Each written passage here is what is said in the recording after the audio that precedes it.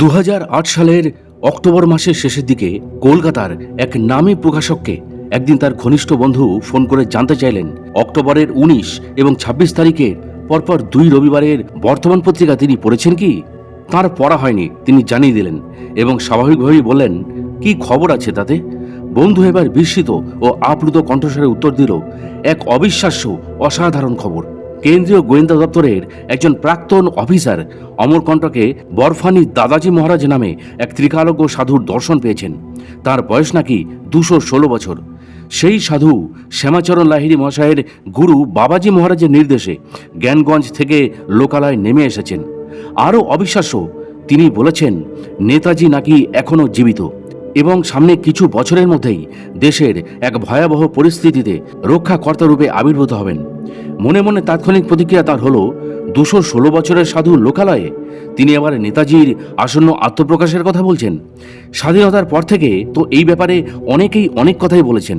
কি ছিল অলৌকিক অত্যাশ্চর্য সেই সব ঘটনাগুলি জানতে হলে ও এই চ্যানেলে নতুন হলে এখনই সাবস্ক্রাইব করুন আমাদের সাধক অলৌকিক রহস্য ইউটিউব চ্যানেলটিকে। আর এখন দেখছেন সাধক অলৌকিক রহস্য, বাংলা ভাষায় সাধক জীবনের অলৌকিক ঘটনায় সাজানো অডিও ও ভিডিও লাইব্রেরি। আসুন প্রিয় দর্শক ও শ্রোতা, তাহলে এবার শুরু করা যাক। This channel does not promote any violent, harmful or illegal activities. All content provided by this channel is only meant for educational and entertainment purpose only. সৌজন্যতা বশত সেই প্রকাশক ভদ্রলোক বন্ধুকে ধন্যবাদ জানিয়ে বলেন, ওই 2 দিনের কাগজ জোগাড় করে পড়বার তিনি চেষ্টা করবেন। কদিনের মধ্যেই তার পরিচিত বহু মানুষের কাছে লেখাটার সব প্রশংসা আলোচনা তিনি শুনতে পেলেন। তারা প্রত্যেকেই বিস্ময় অভিভূত। এমন একজন মহাপুরুষের কথা জেনে তারা উদ্বেলিত। নেতাজি এখনও সশরীরে আছেন। তাদের মধ্যে কেউ কেউ তো আবার ইতিমধ্যেই অমরকণ্টকে গিয়ে বরফানি দাদাজি মহারাজকে একবার সচক্ষে দর্শন করার জন্য তোড়জোড় শুরু করে দিয়েছেন। তাদের সবার মুখেই সেই প্রকাশক ভদ্রলোকের সেই বন্ধুর মতোই একই প্রশ্ন, তিনি লেখাটা পড়েছেন কিনা। লেখাটা নিয়ে পাঠকের মধ্যে এত আলোড়ন, তবে কি তিনি ছাড়া কোনো বাঙালি পাঠকেরই লেখাটা পড়তে বাকি নেই? ধর্মজগতের অসংখ্য মানুষ এবং অগণিত ধর্মপ্রাণ পাঠককে নিয়েই সেই প্রকাশকের দিন কাটে। তাই এদের চোখই সেই প্রকাশকের জগতের আয়না। আর সেই চোখেই তিনি দেখছেন বরফানি দাদাজি মহারাজের মতো এমন একজন দীর্ঘজীবী ত্রিকালজ্ঞ মহাপুরুষের প্রতি কি অপরিসীম সম্ভ্রম আর কৌতূহল। মাঝে একদিন ওই বন্ধু সেই 2 রবিবারের বর্তমান পত্রিকা দুটো তাকে দিলেন। পড়ে তো তিনি বিহ্বল হলেন। এর কয়েকদিন পরেই ঘটনাচক্রে ওই নিবন্ধের লেখকের সঙ্গে সেই প্রকাশকের আলাপ হলো, যারই ফলশ্রুতিতে আজকে সেই বইটির অনুসরণে আপনাদের কাছে আমার এই সামান্য নিবেদন। সম্পূর্ণ পাণ্ডুলিপি পড়ার পর বরফানি মহারাজকে দর্শনের জন্য সেই প্রকাশকের মন প্রাণ ব্যাকুল হয়ে উঠল। তাই তিনি গ্রন্থ প্রকাশের কাজ শুরু করে দিয়ে তিনিও সপরিবারে ছুটে গেলেন নর্মদার উৎস অমরকণ্টকে বরফানি যোগাশ্রমে। কিন্তু তার দুর্ভাগ্য, বিগ্রহশূন্য মন্দির দর্শন করে তাকে সেবার ফিরে আসতে হলো। বরফানি দাদাজি মহারাজ তখন অমরকণ্টকে ছিলেন না। শোনা গেল তিনি পরিব্রাজনে কোন অজানা পথে পাড়ি দিয়েছেন। কবে ফিরবেন কারোর জানা নেই। অগত্যা কলকাতায় ফিরে এসে সর্বজ্ঞ সেই মহাপুরুষের বার্তা সম্বলিত এই মহাগ্রন্থ প্রকাশের মাধ্যমেই তার অন্তরের সশ্রদ্ধ অঞ্জলি তাকে নিবেদন করলেন। বিশিষ্ট লেখক এবং প্রাক্তন সিবিআই অফিসার মাননীয় শ্রী রঞ্জিত কুমার মজুমদার অমরকণ্টকের বরফানি দাদাজি মহারাজের সম্বন্ধে প্রথম জানতে পারেন তার এক নবীন সাধক বন্ধুর কাছে। বর্তমানে তার বয়স নাকি 216 বছর। এইরকম একটা রোমাঞ্চকর এবং অবিশ্বাসযোগ্য খবর তিনি শুনে আশ্চর্য হয়ে যান। তার জন্ম নাকি হয়েছিল ইংরাজি 1792 সালে দেওয়ালের দিন। কঠোর তপস্যার দ্বারা তিনি মৃত্যুকে জয় করেছেন। আমরা সাধারণ মানুষরা অন্তত 2 জন দীর্ঘায়ু মহাপুরুষের কথা জানি। একজন কাশীর চলন্ত শিব নামে খ্যাত শ্রী শ্রী তৈলঙ্গ স্বামী, আর একজন এই বাংলাদেশের মহাপুরুষ শ্রী শ্রী লোকনাথ ব্রহ্মচারী। তৈলঙ্গ স্বামীর জন্ম ইংরাজি 1607 খ্রিস্টাব্দে দক্ষিণ ভারতের এক ধর্মীয় পরিবারে এবং 1887 সালে কাশীতেই স্বেচ্ছায় তিনি দেহত্যাগ করেন। তৈলঙ্গ স্বামীর আবির্ভাবের 123 বছর পর এই বাংলাদেশের এক প্রত্যন্ত গ্রামে 1730 সালে জন্মগ্রহণ করেন লোকনাথ ব্রহ্মচারী। ইংরাজি 1890 সালে 160 বছর বয়সে তিনি ব্রহ্মলীন হন। নানা ধর্মগ্রন্থ থেকে এইসব তথ্য আমরা জানতে পারি। এদের কাউকেই জীবিতকালে আমরা কেউ দেখিনি। এদের জীবনের উপর লেখা গ্রন্থের উপরই আসলে আমাদের নির্ভর করতে হয়। তাই বরফানি দাদাজি মহারাজের বিষয়ে জানবার জন্য, বিশেষ করে তার এই দীর্ঘ জীবনের রহস্য জানবার জন্য কৌতূহলের পারদ লেখক রঞ্জিতবাবুর ক্রমশই চড়তে লাগলো। তাঁর পরম ব্রহ্ম দীক্ষাগুরু পরিব্রাজক বর শ্রীমৎ দুর্গাপ্রসন্ন পরমহংসদেবের রাতুল চরণে প্রার্থনা জানাতে শুরু করলেন রঞ্জিতবাবু। কারণ শ্রী গুরু মহারাজ এক আপ্তবাণীতে বলেছিলেন, গুরু কারোর ভিন্ন নয়, চিনতে পারলে হয়, সব গুরুই এক। তাই যদি হয় তাহলে শ্রী গুরু মহারাজের কাছে প্রার্থনা করা ছাড়া তো আর কোনো পথ নেই। লেখক রঞ্জিতবাবু ওই প্রাচীন মহাযুগীর দীর্ঘ জীবন রহস্য জানতে চান এবং তাকে দর্শন করে জীবন ধন্য করতে চান। তিনি শুনেছেন বরফানির দাদাজি মহারাজের বিনা অনুমতিতে ওর অমরকণ্টকের আশ্রমে গিয়ে দর্শন লাভ করা নিষিদ্ধ। তাই অদম্য আগ্রহে এক সন্ধ্যায় রঞ্জিতবাবু গিয়ে হাজির হলেন নবীন সাধক বন্ধুটির বাড়িতে, যদি তিনি এই ব্যাপারে তাকে কোনোরকমভাবে সাহায্য করতে পারেন। বন্ধুটির বাবা মার কাছে তাদের বরফানি দাদাজি মহারাজের দর্শন অলৌকিক ক্রিয়াকলাপের পুঙ্খানুপুঙ্খ বিবরণ শুনে লেখক রঞ্জিতবাবুর ইচ্ছেটা আরও প্রবল হলো এমন একজন প্রবীণ মহাযোগীকে যত তাড়াতাড়ি সম্ভব স্বচক্ষে দর্শন করার জন্য, তার সম্বন্ধে শোনা ঘটনার সত্যাসত্য যাচাই করার জন্য।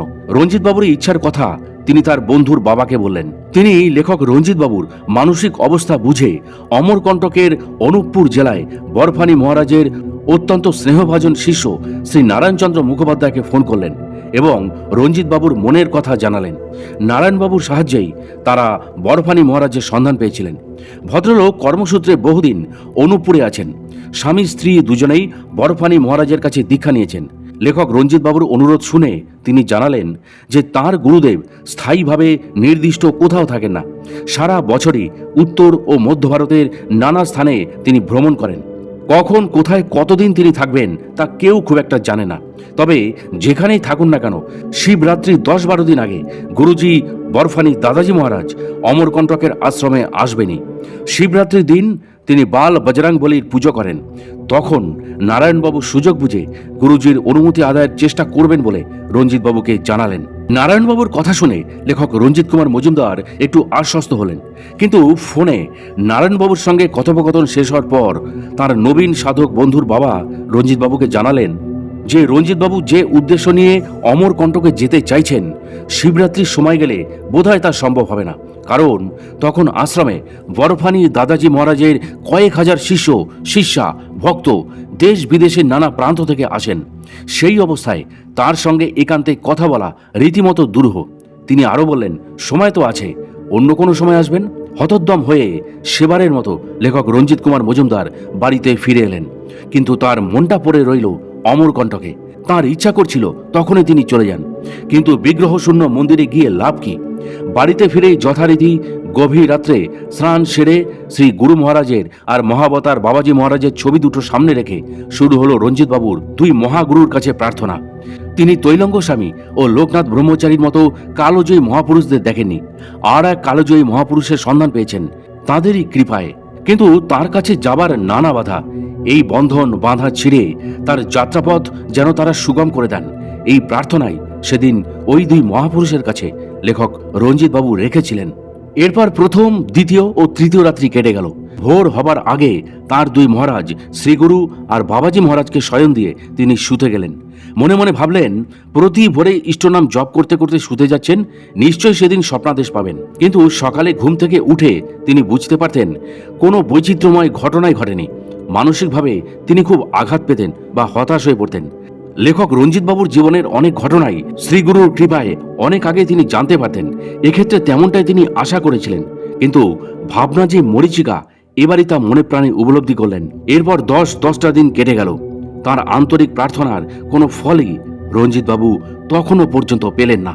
তার মনে আছে 2008 সালের 4 জানুয়ারি রাত প্রায় 2টো নাগাদ যথারীতি স্নান সেরে দুই গুরু মহারাজের ছবির সামনে বসেছেন। মনে মনে ঠিকই করেছেন, আজই অমরকণ্টকে যাবার অনুমতি চাওয়ার শেষ রাত। মনে হয় দুই গুরু মহারাজ চান না যে তিনি যান, তাই তিনি এখনো পর্যন্ত তাদের কোনো অনুমতি পাচ্ছেন না। সেই রাতে এক মনে প্রার্থনা করছেন। চারিদিক তখন নিস্তব্ধ। তিনি অস্টিওপাইরোসিসের রোগী, মাটিতে বসে পূজা করতে পারেন না, টুলে বসে পুজো করেন। এই রকম অবস্থায় কায় মনোবাক্যে দুই গুরু মহারাজের রাতুল চরণ যুগলে রঞ্জিতবাবু শেষ প্রার্থনা করতে চললেন। হঠাৎ রঞ্জিতবাবুর শরীরটা ঝাঁকুনি দিয়ে কেঁপে উঠল। তিনি বুঝতে পারছিলেন ক্রমশই তার শরীরটা অবশ হয়ে যাচ্ছে। কেমন যেন হালকা বোধ করছেন। তিনি যেন আর তার মধ্যে নেই, সেটা তিনি ঠিক বর্ণনা করতে পারেননি। তখন তার শারীরিক এবং মানসিক অবস্থা খুবই অদ্ভুত ধরনের। সবচাইতে আশ্চর্য ব্যাপার হলো, তিনি যে টুলটার ওপর বসে রোজ রাত্রে তার দুই গুরু মহারাজের ধ্যান করেন, সেই টুলটার ওপরেই যে তিনি বসে আছেন, এই বোধশক্তি তিনি কিছুক্ষণের জন্য হারিয়ে ফেলেছিলেন। লেখক রঞ্জিত কুমার মজুমদারের সেদিন অনেক পরে মনে হয়েছিল যে কোনো এক ব্রাহ্ম মুহূর্তের অমৃতময় স্পর্শে কিছুক্ষণের জন্য তার হৃদয়ে, মন এবং শরীর সমস্ত ইন্দ্রিয় স্তব্ধ হয়ে এক হয়ে গিয়েছিল। একে কি বলেন তিনি জানতেন না। যোগী মহাযোগীরা এমন অবস্থার সুচারু ব্যাখ্যা হয়তো করতে পারবেন, তিনি কিন্তু তেমন যোগীও নন, নিষ্ঠাবান সর্বত্যাগী সাধকও নন, এটা তিনি নিজে মনে করেন। তিনি তার গুরু শ্রীমদ দুর্গাপ্রসন্ন পরমহংসদেবের একজন একনিষ্ঠ শিষ্য মাত্র। শ্রী শ্রী গুরু মহারাজের সব রকম অনুশাসন যদিও তিনি মেনে চলতে পারেন না, তবে তার অমৃতময় বাণী, স্মরণ, মনন, চিন্তন ও ধ্যান যতটা পারেন তিনি করেন। আর তার জন্যই তার দৃঢ় বিশ্বাস, শ্রী গুরুর অসীম কৃপায় মৃত্যুঞ্জয়ী মহাবতার বাবাজি মহারাজের দর্শন এবং ঘনিষ্ঠ সান্নিধ্য লাভের সুযোগ তার হয়েছিল। সেদিন রাত ছিল প্রায় 3টে। হঠাৎ তার মনে হলো তার অন্তরের অন্তঃস্থল থেকে মহাবতার বাবাজি মহারাজ তাকে আদেশ করছেন, তোকে অমরকণ্টক যেতে হবে, বরফানির সম্বন্ধে লিখতে হবে, বাংলার ধর্মপরায়ণ মানুষদের জানাতে হবে আমার একান্ত প্রিয় সাধকের কথা। চমকে উঠেছিলেন রঞ্জিতবাবু এই দৈবাদেশ শুনে। ক্রমশই বাহ্য জ্ঞান তার ধীরে ধীরে ফিরে এলো। তিনি স্বাভাবিক অবস্থায় নিজেকে ফিরে পেলেন। বাকি রাতটা যতক্ষণ না ঘুম এলো ততক্ষণ কেবলই মনে মনে চিন্তা করে গেলেন, সত্যি সত্যি বাবাজি মহারাজ তাকে আদেশ দিলেন নাকি তার মনের ভুল। কয়েকদিন ধরে বরফানি মহারাজের কথা, তাকে দর্শন করার কথা গভীরভাবে লেখক চিন্তা করছেন বলেই কি এই রকম ঘটনা ঘটল? বিজ্ঞান তো বলে একই বিষয় নিয়ে গভীরভাবে চিন্তা করলে মনে তা প্রতিফলিত হয় এবং তার অনেকটাই প্রতিশ্রিত হয় স্বপ্নে। বিজ্ঞানীরা একে বলেন হ্যালুসিনেশন বা মতিভ্রম। তারও কি তাই হয়েছিল? কাউকে রঞ্জিতবাবু বলতে পারছেন না এইসব কথা। অবিশ্বাসীরা বলবে ভণ্ডামি, আর বিশ্বাসীরা তাকেই না সাধু টাধু ভেবে বসেন। তিনি তো ঘোরতর গৃহী মানুষ।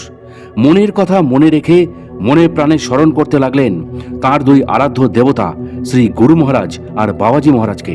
তিনি বলেন, আমি তোমাদের শরণাগত, আমাকে এই দ্বিধা দ্বন্দ্বের হাত থেকে মুক্তি দিয়ে সঠিক পথ দেখাও। অবিদ্যারূপ অন্ধকার থেকে আমাকে মুক্ত করে আমার কাছে বিদ্যারূপ সূর্য প্রকাশিত করো। মৃত্যু ও রোগ থেকে দূরে রেখে আমাকে মোক্ষদানন্দরূপে অমৃত প্রদান করো।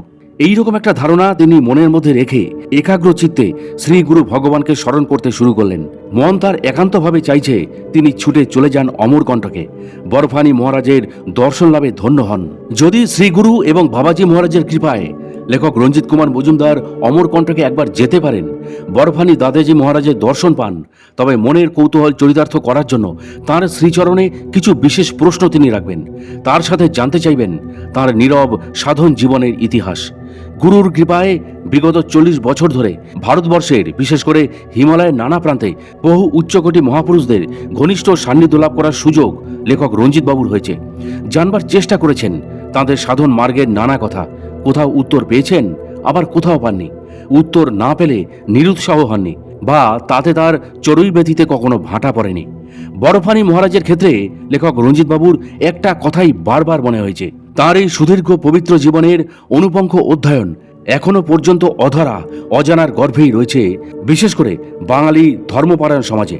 তার আরও মনে হয়েছে এমন একজন মহাসাধকের পূর্ণ জীবন তথ্য আজও ধোঁয়াশায় ভরা। তাই লেখক রঞ্জিতবাবু মনে মনে স্থির করলেন, যদি তিনি সুযোগ পান তবে এই মহাযোগীর সম্বন্ধে যতটা পারবেন জানবার চেষ্টা করবেন। লেখক রঞ্জিতবাবুর মনে আছে 4 ফেব্রুয়ারি 2008 তারিখে দুপুরবেলায় যখন তিনি পুজোয় বসেছেন, তখন অমরকণ্টক থেকে নারায়ণবাবুর ফোন এলো। উনি জানালেন বরফানি মহারাজ এ মাসের 11 তারিখে অমরকণ্টকে আসছেন। তার সাথে নারায়ণবাবুর তার বিশেষ কথা হয়েছে। উনি নাকি রঞ্জিতবাবুর কথা শুনে মুচকি হেসে নারায়ণবাবুকে বলেওছেন, উসকে 12 তারিখ আমার কন্টক আনে কে লিয়ে বল দেও।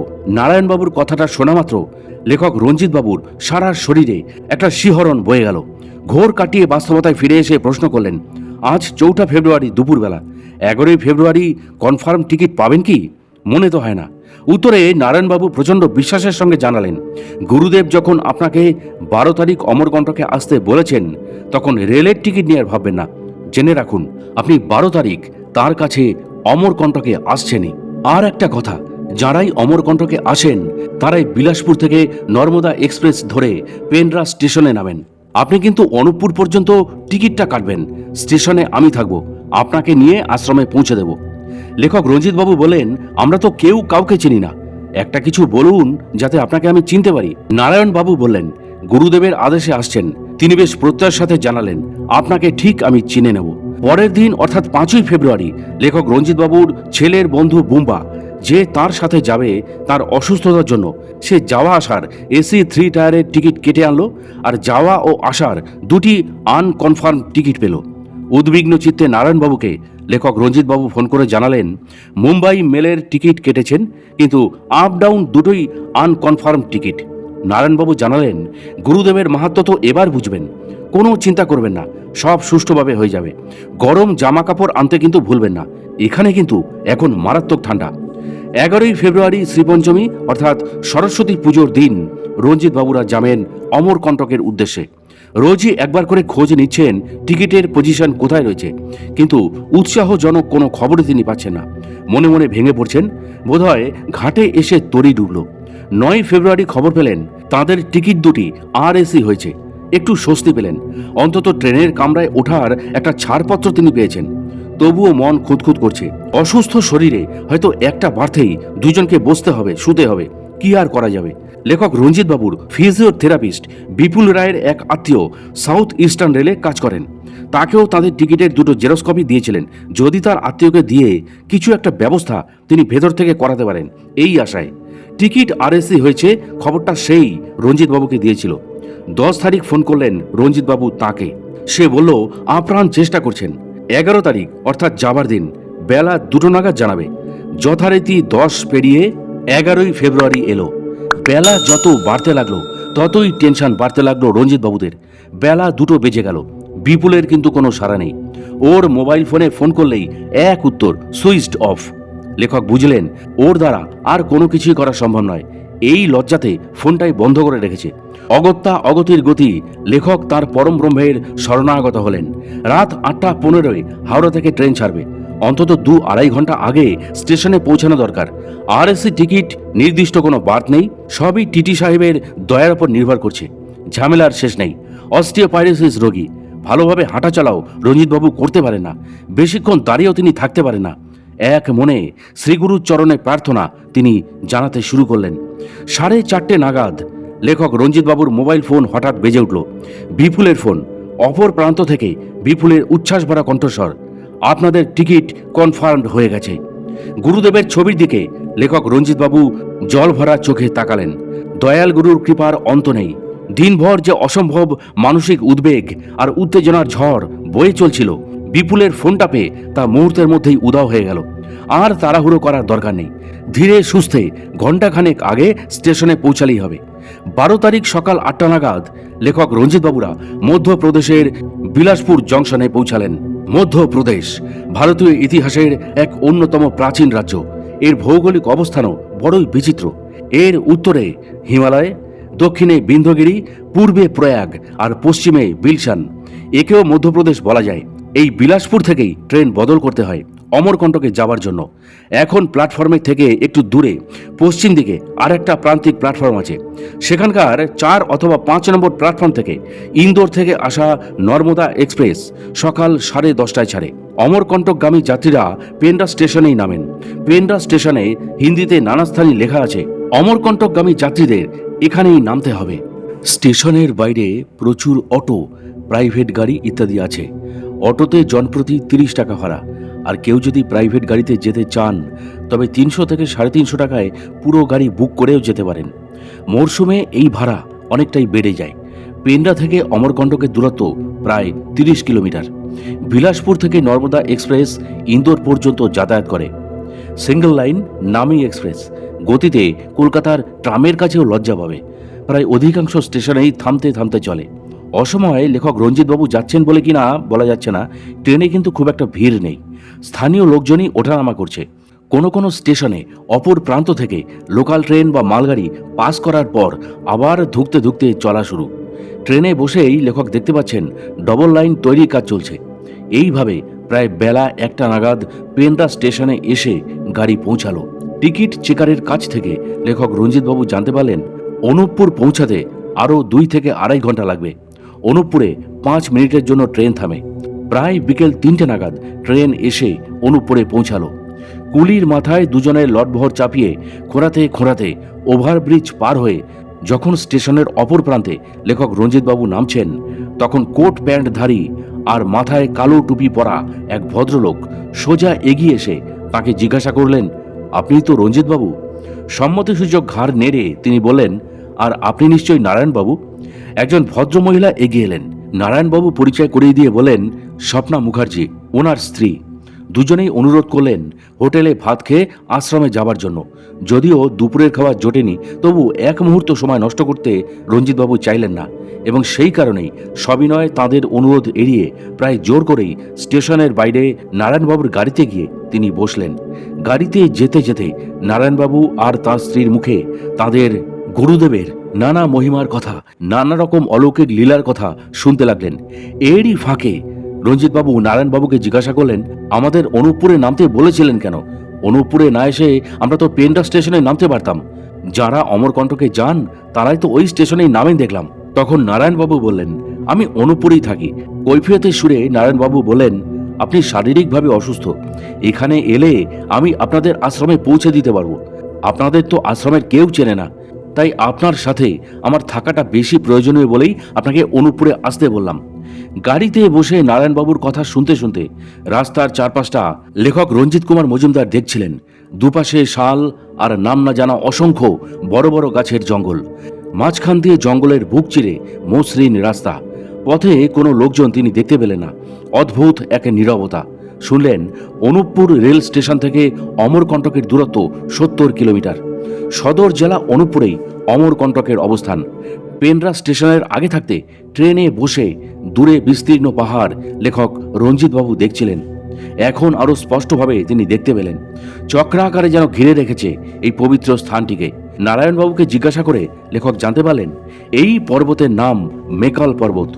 প্রায় বিকেল 4:15 নাগাদ তারা অমরকণ্টকে পৌঁছালেন। জায়গাটা ভীষণ জমজমাট। রাস্তার দুপাশে নানা রকমের দোকান, হোটেল। ফুটপাতে অসংখ্য সবজির দোকানও রয়েছে। দোকানগুলোর সাইনবোর্ডে লেখা আছে অমরকণ্টক বাজার। তাঁদের গাড়ি এগিয়ে চলল আশ্রমের দিকে।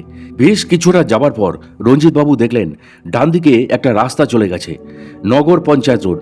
এই রাস্তা দিয়ে মিনিট 5 হেঁটে গেলেই দেখা যাবে নর্মদা দেবীর মন্দির আর নর্মদা নদীর উৎসস্থল।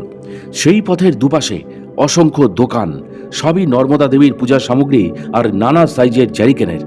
এখানে যারা আসেন তারা জ্যারিকেন কিনে নর্মদা জল নিয়ে যান। কোনো কোনো দোকানে রঞ্জিতবাবু দেখলেন স্তূপাকারে রয়েছে শুকনো নারকেল, নর্মদা দেবীর পুজোর প্রধান অর্ঘ্য। তাদের গাড়ি সোজা বেশ কিছুটা গিয়ে আবার ডান দিকে একটা সরু গলির ভেতর গিয়ে ঢুকলো। নারায়ণবাবু জানালেন, এই গলির শেষ প্রান্তেই গুরুজির আশ্রম, বরফানি সিদ্ধ যোগাশ্রম। মনে মনে বেশ একটা উত্তেজনা অনুভব করছেন লেখক রঞ্জিত কুমার মজুমদার। বিশাল লোহার গেট পেরিয়ে তাদের গাড়ি আশ্রমে ঢুকলো। দুপাশে লম্বা দোতলা বাড়ি, মাঝখানে প্রশস্ত মাঠ। গাড়ি সেখানেই থামলো। তারা মালপত্র নিয়ে গাড়ির পাশেই দাঁড়ালেন। নারায়ণবাবুকে দেখে একজন জটাজুটোধারী এগিয়ে এলেন। নারায়ণবাবু ভক্তি ভরে সেই শীর্ণকায় সাধুজিকে প্রণাম করে তাঁদেরও প্রণাম করতে বললেন। প্রণামের পালা শেষ হলে তাদের সঙ্গে সাধু বাবার পরিচয় করে দিলেন নারায়ণবাবু। তার নাম মহামণ্ডলেশ্বর লক্ষণ দাস বালযোগী। ইনি আশ্রমের দেখাশোনা করেন। প্রত্যেক দিন সকালবেলায় ইনার প্রধান কাজ হলো আশ্রমে যেসব শিষ্য শিষ্যরা গুরুজির দর্শনের জন্য আসেন তাদের প্রাণায়াম শেখানো।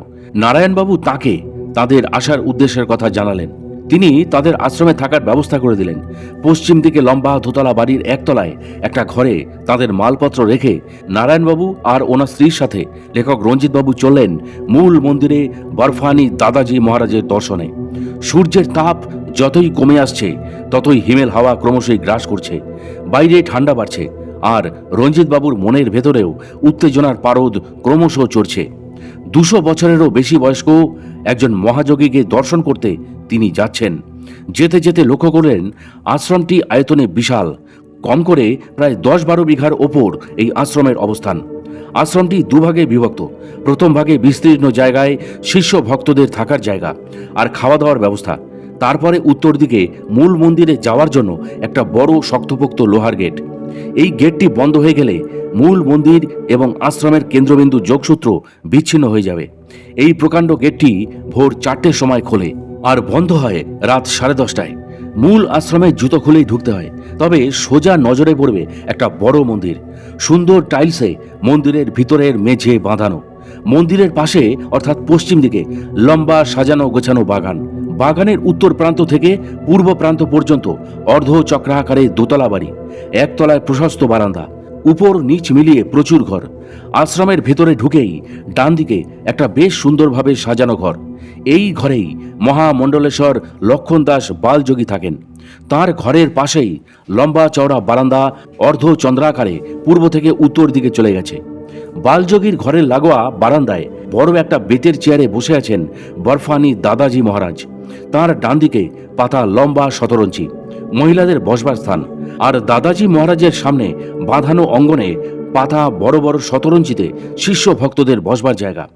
নারায়ণবাবু সস্ত্রীক দাদাজিকে প্রণাম করে হাঁটু মুড়ে হাত জোর করে বসলেন তার সামনে। দাদাজি তার বাম দিকে একটা বেতের চেয়ারের ওপর রাখা বড় থালা থেকে প্রসাদ স্বরূপ কাজু বাদাম, কিসমিস ইত্যাদি তুলে দুজনকে দিলেন।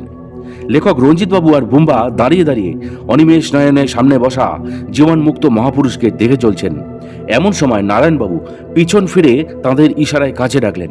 তাঁরা এগিয়ে গিয়ে হাত জোর করে দাঁড়ালেন। নারায়ণবাবু তাঁদের দেখিয়ে গুরুজিকে জানালেন যে তিনি রঞ্জিতবাবুর জন্য গুরুজির অনুমতি নিয়েছিলেন। গুরুজির নাম আর মাহাত্ম্য শুনে অসুস্থ শরীরেই কলকাতা থেকে ছুটে এসেছেন তাকে দর্শনের জন্য। নারায়ণবাবুর কথা শুনে বরফানি দাদাজি মহারাজ পূর্ণ দৃষ্টিতে রঞ্জিতবাবুর দিকে একবার দেখলেন। কি দেখলেন আর কি বা বুঝলেন তিনি বুঝতে পারলেন না। রঞ্জিতবাবু হাত জোর করে তাকে দেখে যাচ্ছেন। বলিষ্ঠ গঠন, গায়ের রং শ্যামবর্ণ, চওড়া কপালে সিঁদুরের বড় টিপ, মাথায় লম্বা পাকা চুল ঘাড় পর্যন্ত বিস্তৃত, কোনো জটা নেই, ধবধবে সাদা লম্বা চুল, পরনে সাদা সুতির কাপড় লুঙ্গির মতো করে পরা, গায়ে লাল রঙের কুর্তা, তার উপর হাফ হাতা সোয়েটার, একটা লাল রঙের শাল ভাঁজ করে 2 হাঁটুর ওপর বিছানো, পায়ে গরম মোজা। আপাত দৃষ্টিতে মনে হয় 70-75 বছর বয়স। উজ্জ্বল 2টি চঞ্চল চোখ চারিদিকে ঘুরছে, সবাইকে এক লহমায় দেখে নিচ্ছেন। যা জানবার বোঝবার তা সবই যেন মুহূর্তে অন্তর্ভেদে দৃষ্টিতে বুঝে নিচ্ছেন। খুব কম কথা বলেন। কেউ কোনো প্রশ্ন করলে বা কিছু জানতে চাইলে ধীরে ধীরে উত্তর দেন, তাও খুব সংক্ষিপ্তভাবে।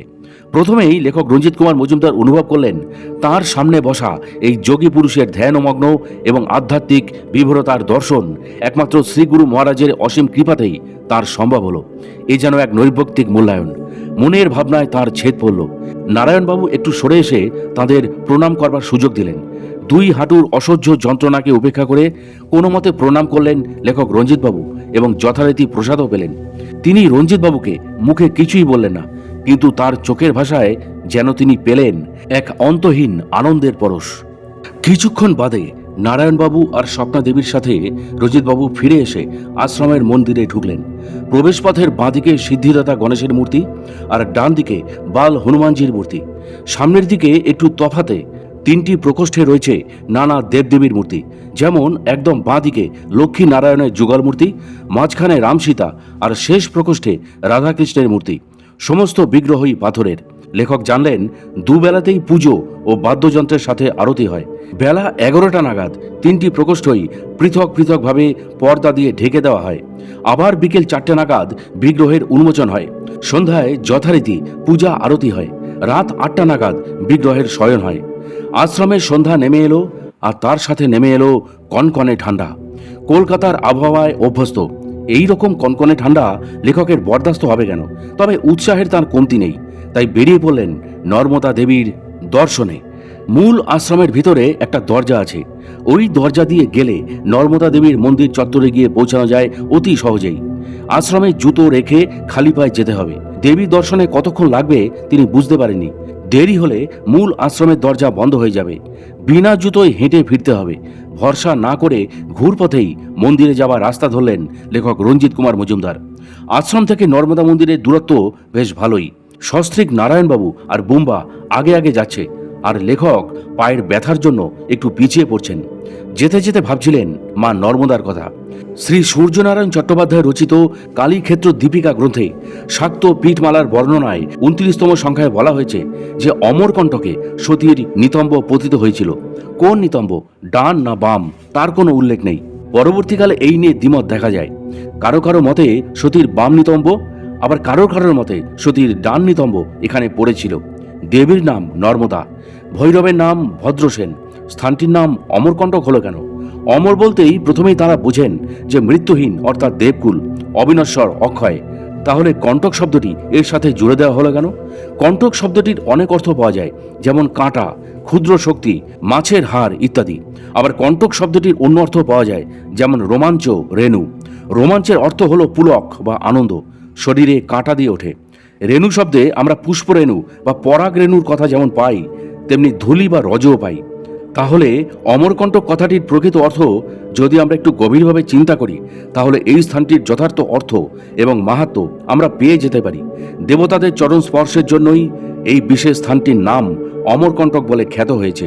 ভাবনায় ছেদ পড়ল রঞ্জিতবাবুর নারায়ণবাবুর কথায়। তিনি বললেন, হাঁটতে কষ্ট হচ্ছে?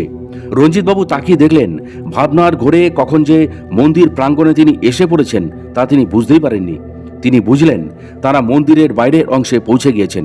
সাদা মার্বেল পাথরের মেঝে, প্রধান দরজার পাশে জুতো রেখে তারা মন্দির চত্বরে ঢুকলেন। দেবী নর্মদার মন্দির ছাড়াও বেশ কিছু মন্দির ভিতরে রয়েছে, সবই সাদা মার্বেল পাথরের। লম্বা লম্বা লাইট পোস্টের সাদা নিয়নের আলো এক স্বর্গীয় মোহময় ব্যঞ্জনার সৃষ্টি করেছে। অবাক বিস্ময়ের চারিদিক দেখতে দেখতে মূল মন্দিরে তিনি প্রবেশ করলেন। নর্মদা মায়ের কালো কোষ্ঠী পাথরের মূর্তি, সারা অঙ্গে লাল কাপড় জড়ানো, কেবল মুখমণ্ডল দেখা যাচ্ছে।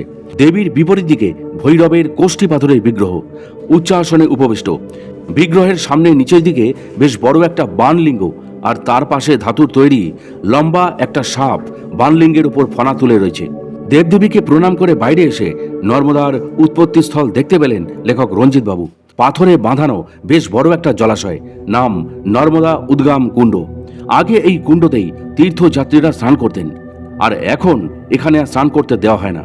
পরিবর্তে মন্দির প্রাঙ্গণের একটু পেছনে চারধার ঘিরে থাকা একটা জলাধার তৈরি করে দেওয়া হয়েছে পুণ্যার্থীদের স্নান করার জন্য।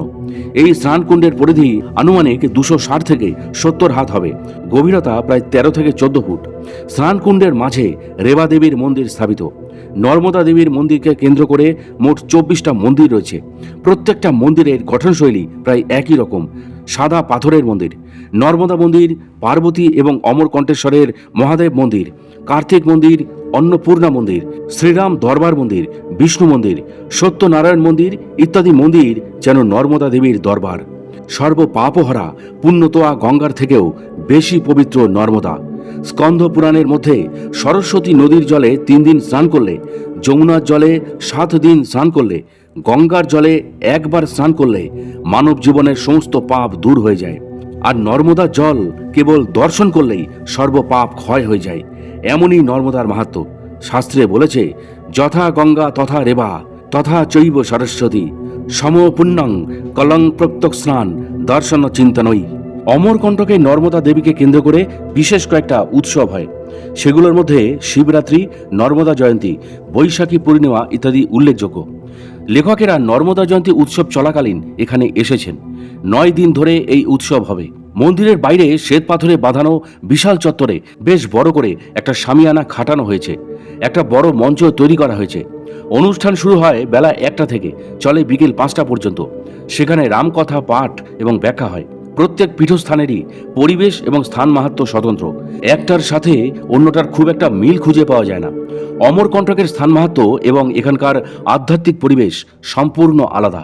প্রকৃতি যেন তার সমস্ত রূপ এখানে উজাড় করে দিয়েছে।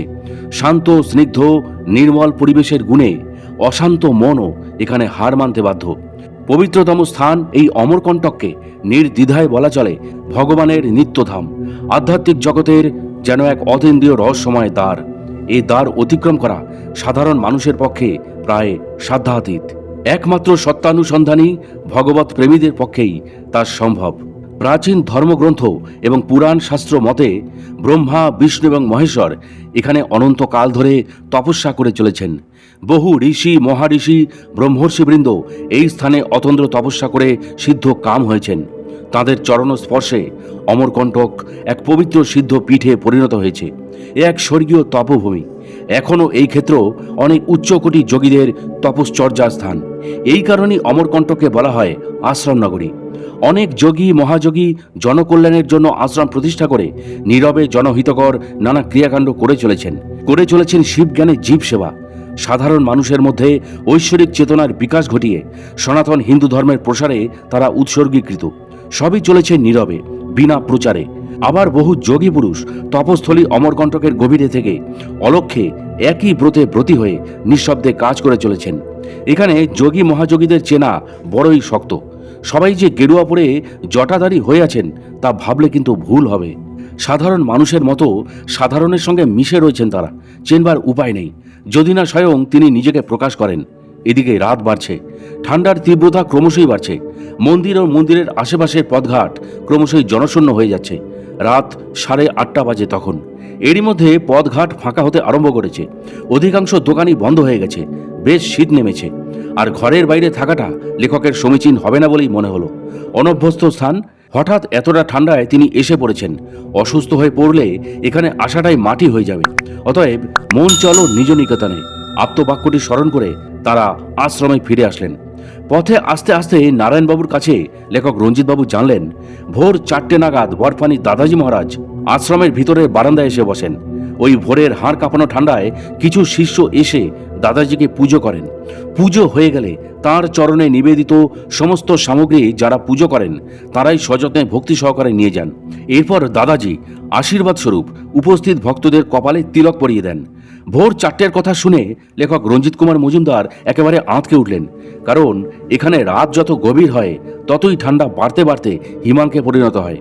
0 ডিগ্রি তাপমাত্রায় উঠে পুজো করতে যাওয়া বা দর্শন। নারায়ণবাবু আশ্বস্ত করলেন, ভোরে যেতে হবে না, গরম জলে স্নান করে ধোয়া জামা কাপড় পরে 6টা 6:30 নাগাদ গেলেই হবে। কিন্তু অত ভোরে স্নান করতে হবে, গরম জল কোথায় পাওয়া যাবে? যারা এখানে শীতকালে আসেন তারা সবাই ইমারশন রড নিয়ে আসেন, অথবা তারা আশ্রমের ভিতরে একটু দূরে বড় ড্রামে গরম করা জল বালতি করে এনে ঘরের অ্যাটাচ বাথরুমে স্নান করেন। লেখক বুঝলেন দুটোর কোনোটাই তার দ্বারা সম্ভব নয়। আগামীকাল ভোরে স্নান না করেই ধোয়া জামা কাপড় পরে তিনি দর্শনে যাবেন।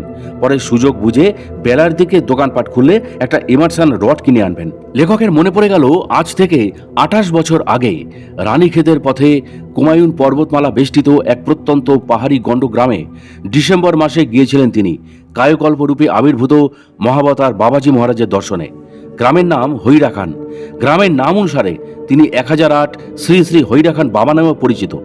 আশ্রমে যাবার একমাত্র পথ খরস্রোতা পাহাড়ি নদী গৌতমী গঙ্গার মধ্য দিয়ে। জলের গভীরতা কোথাও হাঁটু পর্যন্ত, আবার কোথাও বা হাঁটুর উপর পর্যন্ত। শক্তপোক্ত লাঠি সে পথে একমাত্র অবলম্বন। জলের তলায় মাটি বলে কিছু নেই, শক্ত পিছল গ্রানাইট পাথর। একটু বেচাল হলেই পা হড়কে জলে বিসর্জন। গরম জামা কাপড় পরা শরীরটা মুহূর্তের মধ্যেই ভিজে গিয়ে ঠান্ডার আবরণ হয়ে যাবে। জামা কাপড় পাল্টাবারও কোনো সুযোগ নেই। ওই জলে ভেজা ভারী হয়ে যাওয়া শীত বস্ত্র পরেই 5 ঘন্টা জলের মধ্য দিয়ে হেঁটে আশ্রমে পৌঁছতে হবে বিকালবেলায়। পায়ের নিচে পিছল পাথরের ওপর লাঠিতে শরীরটা ভর দিয়ে ধীরে ধীরে অতি সাবধানে প্রায় 6 কিলোমিটার পথ পার হতে হবে। চলতে চলতে 2-4 জনকে লেখক রঞ্জিতবাবু তখন পড়ে যেতেও দেখেছিলেন। সেখানে অমরকণ্টকের চেয়েও অনেক বেশি ঠান্ডা। তার উপরে গোদের ওপর বিষ পড়ার মতো রাতের দিকে ঝোড়ো হাওয়ার সাথে বৃষ্টি। গুহায় থাকবার ব্যবস্থা। গুহার মুখ বন্ধ করে দিলে ততটা হাড় কাঁপানো ঠান্ডা না লাগলেও ভালোই ঠান্ডার মধ্যে থাকতে হতো। রাতে প্রকৃতির ডাকে সাড়া দিলে আর রক্ষা নেই। আশ্রমের নিয়ম অনুসারে 108টা সিঁড়ি পার করে অন্তত 100 মিটার দূরে গিয়ে প্রাকৃতিক ক্রিয়াকর্ম সারতে হবে। বেশ কয়েকবার তিনি সেখানে গেছেন। বিকেল হলেই জল একদম খেতেন না। জলাতঙ্ক রোগীর মতো জলকে সযত্নে এবং সভয়ে এড়িয়ে চলতেন। তখন বয়সও তার অল্প ছিল, উৎসাহ উদ্দীপনাও ছিল অনেক বেশি। ঠান্ডা নিয়ে খুব একটা মাথা তিনি ঘামাতেন না। কিন্তু এখন রঞ্জিত কুমার মজুমদারের বয়স বেড়েছে, তেমনই নানা রকম রোগে শরীর একেবারে কাহিল। রক্তের তেজ কমেছে বলেই অমরকণ্টকের এই আবহাওয়া তার শরীর আর নিতে পারছে না। তবুও শারীরিকভাবে প্রতিবন্ধকতাকে উপেক্ষা করে এখানে এসেছেন জীবনমুক্ত এক মহাপুরুষের দর্শনে। পরদিন সকালে দুরু দুরু বুকে মূল আশ্রমের প্রাঙ্গণে এসে হাজির হলেন রঞ্জিতবাবু। বারান্দায় বরফানি দাদাজি মহারাজ বসে আছেন শিষ্য পরিবেষ্টিত হয়ে, পরনে ফুল হাতা সোয়েটার, অপেক্ষাকৃত একটু মোটা সাদা রঙের কাপড় লুঙ্গির মতো করে পরে আছেন। হাঁটুর উপরে গেরুয়া রঙের শাল ভাঁজ করে পাতা, সামনে ধুনি জ্বলছে। এক এক করে শিষ্যরা প্রণাম করছেন। লেখক রঞ্জিতবাবুরা একটু দূরে হাতে নৈবেদ্য নিয়ে। হঠাৎ তিনি উঠে দাঁড়ালেন। কিছু ঘনিষ্ঠ পার্ষদ যারা সর্বক্ষণ দাদাজির সেবার জন্য সাথে থাকেন, তারা তাড়াতাড়ি দাদাজির সুসজ্জিত বেতের সিংহাসন আর তার পাশে রাখা একটা বেতের চেয়ার বারান্দা থেকে তুলে উন্মুক্ত আশ্রম প্রাঙ্গণে নিয়ে গেলেন। অল্প অল্প সূর্যের আলো এসে পড়ছে। বরফানি দাদাজি মহারাজ ধীরে ধীরে হেঁটে সেখানে সেই সিংহাসনে গিয়ে বসলেন। একটু তফাতে বড় একটা শতরঞ্চি পেতে দেওয়া হলো ভক্ত শিষ্যদের বসবার জন্য। এক শিষ্য সপরিবারে এসে তার চরণের তলায় একটা সুন্দর বড় তোয়ালে পেতে গুরু পুজো শুরু করলেন। একটা ব্যাপার রঞ্জিতবাবু লক্ষ্য করলেন, পুজো চলাকালীন বরফানি দাদাজি মহারাজ কিন্তু চুপচাপ বসে রইলেন না। শিষ্যবৃন্দ পুজো করছেন আর তিনি এদিক ওদিক দেখছেন, কারোর কারোর সাথে টুকটাক কথাও বলছেন। পুজোর প্রতি কোনো ভ্রুক্ষেপই তার নেই। এরই মাঝে কিছু শিষ্য ভক্ত এসে একটু দূর থেকে তাকে প্রণাম করছেন। তিনি নিজের হাতে তাদের কপালে সিঁদুরের তিলক পরিয়ে দিচ্ছেন, কুশল সমাচার জিজ্ঞাসা করছেন। গুরু পুজো শেষ করে ওই শিষ্য সপরিবারে চলে যাওয়ার পর লেখক রঞ্জিতবাবু আর বোম্বা এগিয়ে গিয়ে বরফানি মহারাজের চরণ যুগলে প্রণাম করে তার হাতে কাজু কিশমিশের নৈবেদ্যের প্যাকেট, শ্রীফল আর সাথে 101 টাকা তুলে দিলেন। দাদাজি মহারাজও তাদের কপালে তিলক পরিয়ে দিলেন। তারপর একজনকে ডেকে দাদাজি ধুনিটা আনতে বললেন। ধুনি এলো। সেই জ্বলন্ত ধুনির মধ্যে রঞ্জিতবাবুর দেওয়া পুরো নারকেলটা আহুতি তিনি দিলেন। বোম্বার দেওয়া বেলটা পাশের চেয়ারে রেখে দিলেন। কুশল বিনিময় বা কোনো কথা বললেন না। তারা দুজনে সেখানে কিছুক্ষণ দাঁড়িয়ে রইলেন। বোম্বা বরফানি মহারাজের অনুমতি নিয়ে বেশ কয়েকটা ছবি ওর ডিজিটাল ক্যামেরায় তুলল। কিছুক্ষণ পরে তিনি একজনকে বললেন পশ্চিম দিকে বাঁধানো বটগাছের নিচে সিংহাসনটা সরিয়ে নিতে। সেখানে সূর্যের আলো নেই, ছায়ায় ঘেরা। স্থান পরিবর্তন হলো। লেখকেরা বরফানি মহারাজকে হাত জোর করে প্রণাম করে সেখান থেকে ফিরে এসে দেখলেন আশ্রমে ব্রেকফাস্ট দেওয়া শুরু হয়ে গেছে। ব্রেকফাস্টের মেনু বেসন দিয়ে আলু ভাজা আর সাথে চা। কচি শালপাতার ঠোঙায় আলুর বড়া নিয়ে মাঠে রোদ্রের তাপে সবাই আয়েশ করে সবাই ছড়িয়ে ছিটিয়ে বসে বসে খাচ্ছেন, আর তার সাথে চলছে গল্পগুজব। এদের মধ্যে কয়েকজন এগিয়ে এলেন লেখক রঞ্জিতবাবুর সাথে আলাপ করার জন্য। কারো কারো মনোভাব বাঙ্গাল সে আয়া, গুরুজির সম্বন্ধে লিখতে চায়, যে যা পারো শোনাও, জানাও দাদাজি স্বয়ং যে ভগবান। লেখক রঞ্জিতবাবু তখন বুঝতে পারলেন নারায়ণবাবুই তার জন্য উপযুক্ত জমি তৈরি করেছেন। আরেকটা কারণ মনে হলো, ভারতবর্ষের নানা প্রান্ত এমনকি বিদেশেও দাদাজির প্রচুর শিষ্য ভক্ত রয়েছেন, কিন্তু বাংলা বা বাঙালিদের কাছে তিনি প্রায় অপরিচিত। তাই রঞ্জিতবাবুর এখানে আসাটা তার ভক্ত শিষ্যদের কাছে বেশ উৎসাহব্যঞ্জক। তাদের মধ্যে অনেকেই অযাচিতভাবে দাদাজির নানা রকম অলৌকিক ক্রিয়াকলাপ লেখককে এসে বলছেন, বোঝাতে চাইছেন দাদাজি মানুষরূপী স্বয়ং অন্তর্যামী ভগবান। লেখক রঞ্জিতবাবু প্রত্যেক কথাই আগ্রহভরে শুনছেন, কিন্তু তার মানসিক প্রতিক্রিয়া যে অন্যরকম হচ্ছে। ঠাকুর শ্রী রামকৃষ্ণ ও বিবেকানন্দকে বলেছিলেন, যাচাই করে তবেই গ্রহণ করবি। একনিষ্ঠ ভক্তের সে অধিকার কিন্তু রয়েছে। ঠাকুর আরও বলেছিলেন, মনই হলো প্রকৃত গুরু। মন তোমাকে বলে দেবে কোনটা খাঁটি আর কোনটা মেকি। তাই লেখক রঞ্জিতবাবু এদের প্রত্যেকের কথা মন দিয়ে শুনলেও মনে মনে ঠিক করেছেন সুযোগ বুঝে বরফানি দাদাজি মহারাজের সাথে কথা বলবেন, জানতে চাইবেন তার সাধন জীবনের রহস্য। তাহলে কিভাবে তিনি কালকে জয় করে এখনো বিরাজমান। এই যে রূপে তাকে দেখছেন তা কি কায়াকল্পরূপ? এখানে সবাই যে বলছে উনি কায়াকল্পধারী, তাই যদি হয় তবে আগে উনি কি রূপে ছিলেন? কায়কল্প হলো দীর্ঘায়ু হবার আর নতুন আকৃতি ধারণের এক বিশেষ যৌগিক প্রক্রিয়া। কিভাবে আর কেমন করিবা তিনি তা অর্জন করলেন? ভক্ত শিষ্যদের মধ্যে একটা প্রবণতা সাধারণত দেখা যায় যে গুরুর শ্রেষ্ঠত্ব প্রমাণ করার জন্য অনেক সময় মন গড়া অতিরঞ্জিত কাহিনী প্রচার করা। এক্ষেত্রে ভাবাবেগ এত বেশি কাজ করে যে কোনটা সত্য আর কোনটা অতিরঞ্জিত তা বোঝা মুশকিল হয়ে যায়। অতএব অলৌকিক মাহাত্ম্যে মজে না গিয়ে প্রকৃত সত্য যে কি তা জানবার চেষ্টা করবেন লেখক রঞ্জিত কুমার মজুমদার। আর সে চেষ্টারই একমাত্র উপায় হলো যার সম্বন্ধে এত অবিশ্বাস্য কাহিনী প্রচারিত তার কাছেই আত্মসমর্পণ করে আসল তথ্যটা জেনে নেওয়া। সত্যি সত্যি তিনি যদি মৃত্যুঞ্জয়ী সাধক হন তবে লেখক রঞ্জিতবাবুকে তিনি সুযোগ দেবেন। জানাবেন তাঁর জীবনের গূঢ় রহস্যের কথা। উচ্চকোটি মহাপুরুষদের মনে তো কোনো সংকীর্ণতা থাকে না, তারা সংস্কার মুক্ত মহাপুরুষ। সাধারণ মানুষদের মনে ধর্মের অনুশাসনকে জাগরিত করার জন্যই তো মহাপুরুষদের যুগে যুগে আবির্ভাব। বরফানি দাদাজি মহারাজ যদি প্রকৃতপক্ষে অবতার পুরুষ হন, তবে তার মধ্যে কোনো অহংভাব থাকবার কথাই তো নয়। অতএব রঞ্জিতবাবুর প্রথম এবং প্রধান কাজ হল যতক্ষণ সম্ভব বরফানি মহারাজের সান্নিধ্যে থাকা আর তাঁর দৈবিক ক্রিয়াকলাপ লক্ষ্য করা। আগের অভিজ্ঞতা থেকে লেখক রঞ্জিতবাবু এটা ভালো করে জানেন যে এই রকম দুরূহ কাজ করতে হলে তাঁকেও তার কাছে সর্বান্তকরণে আত্মসমর্পণ করতে হবে, না হলে তিনি তাকে কৃপাই বা করবেন কেন? কৃপা কথাটার অর্থ হলো দয়া বা দাক্ষিণ্য। মানুষ নানা তীর্থস্থান ঘুরতে পারে, নানা বিগ্রহ দর্শন করতে পারে, নিজের বা পরিবারের মঙ্গলের জন্য প্রার্থনা জানাতে পারে, এতে কোনো দ্বিমত নেই। কিন্তু যখন ঠাকুর কৃপা করো উচ্চারিত হবে, তখনই শুরু হয় ভাব জগতের দ্বন্দ্ব। কিসের দ্বন্দ্ব? লেখক রঞ্জিতবাবুর দীর্ঘ জীবনের সাধুসঙ্গের অভিজ্ঞতায় তার একটাই উপলব্ধি হয়েছে, কৃপা কথাটির আরও একটি অর্থ আছে। এই অন্তর্নিহিত অর্থটি খুবই দ্যোতক। কৃপা কথার প্রকৃত অর্থ হলো করে পাওয়া। কি করে পাওয়া? নিজেকে ঈশ্বরমুখী করা, পরমেশ্বরের কাছে সম্পূর্ণ আত্মসমর্পণ করা, নিজেকে একান্তভাবে সেই সর্বশক্তিমানের কাছে নিবেদন করা।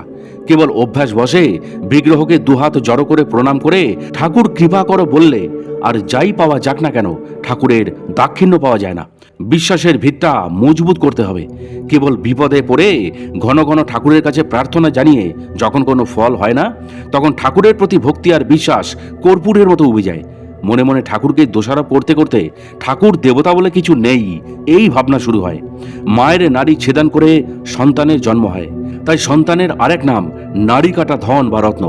সেই সন্তান যখন মাতৃদুগ্ধ পান করার জন্য কান্নাকাটি শুরু করে, তখন মা প্রথম সন্তানের কান্নার প্রতি ততটা গুরুত্ব না দিয়ে নিজের কাজ করে যান।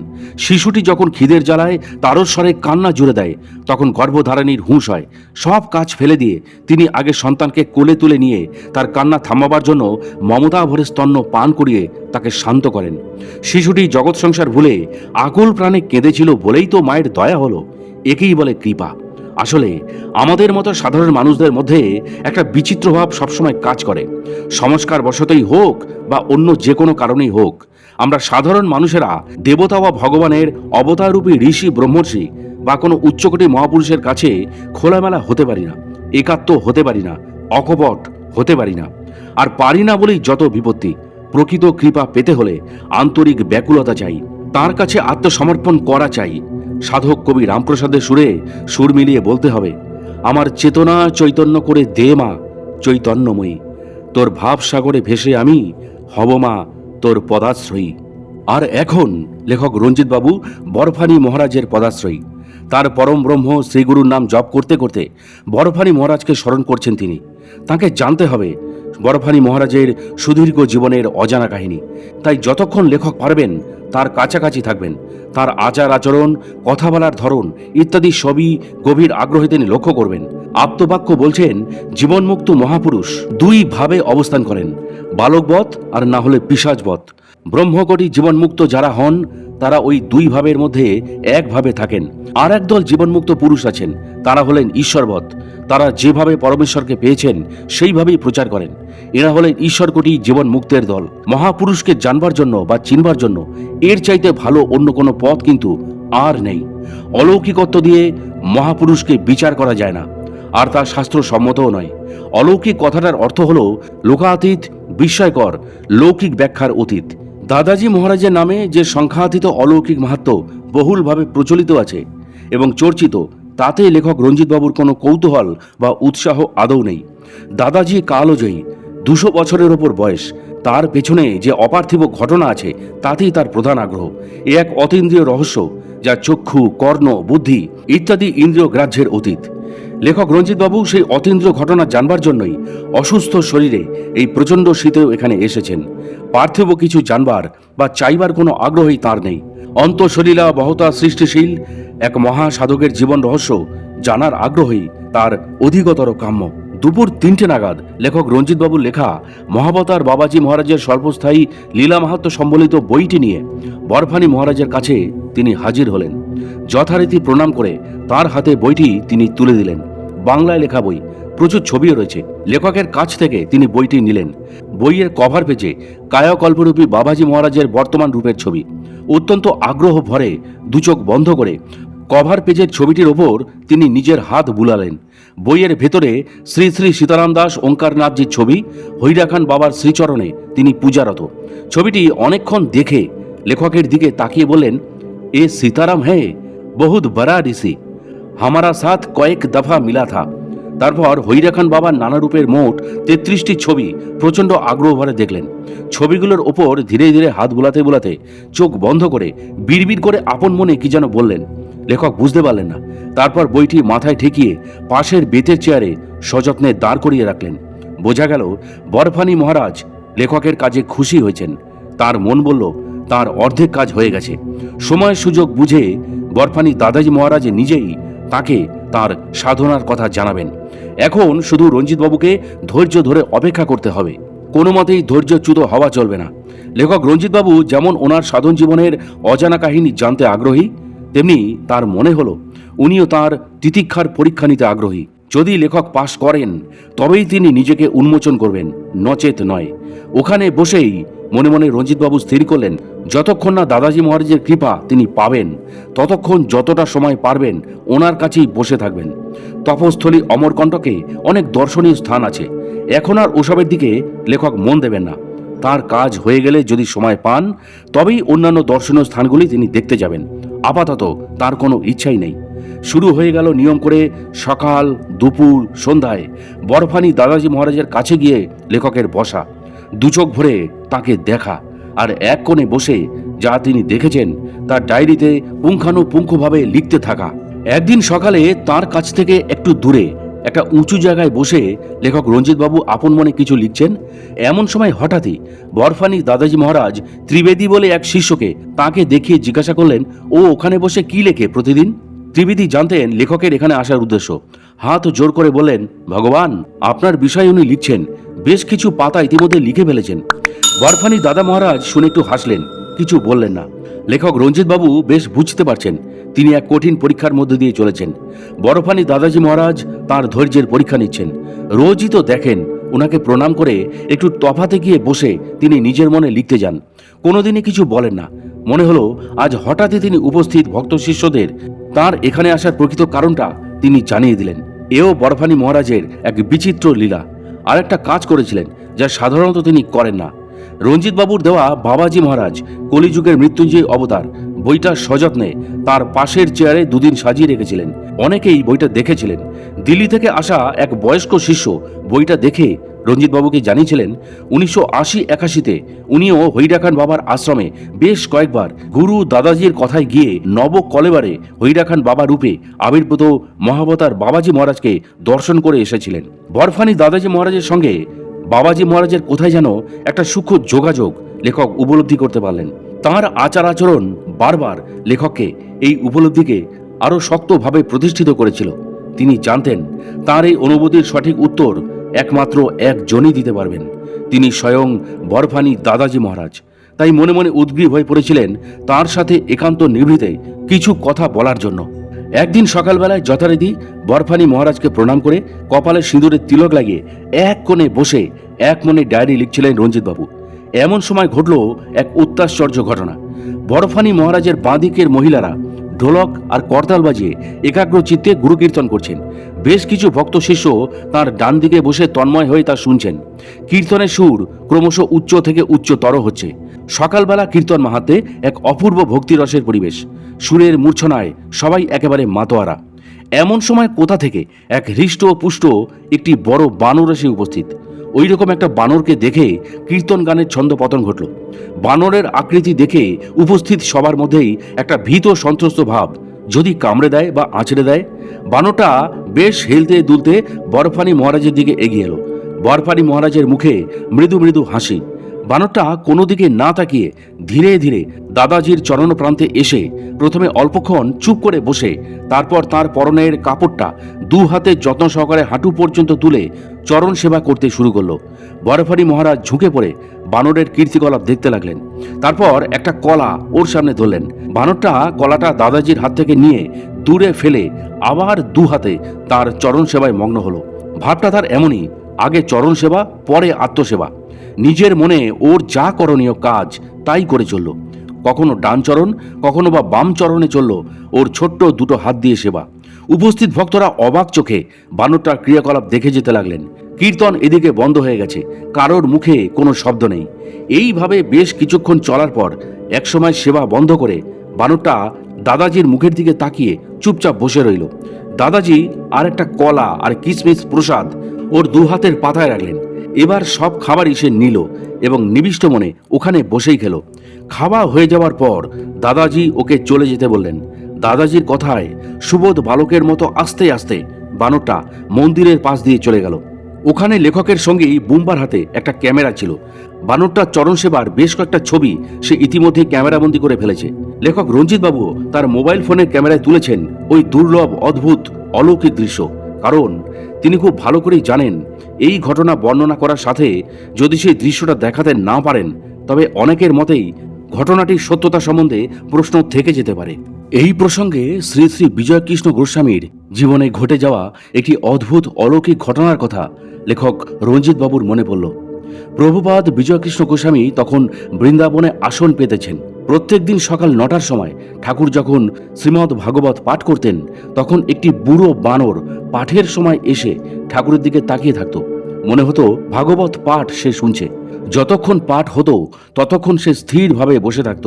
অন্য কোনো বানর যদি ওই সময় এসে গোলমাল করত তখন সেই বুড়ো বানর ভয় দেখিয়ে তাকে তাড়িয়ে দিত। পাঠের সময় কোনো খাবার দিলে সে খেত না। পাঠ শেষ হলে তবেই সে খেত।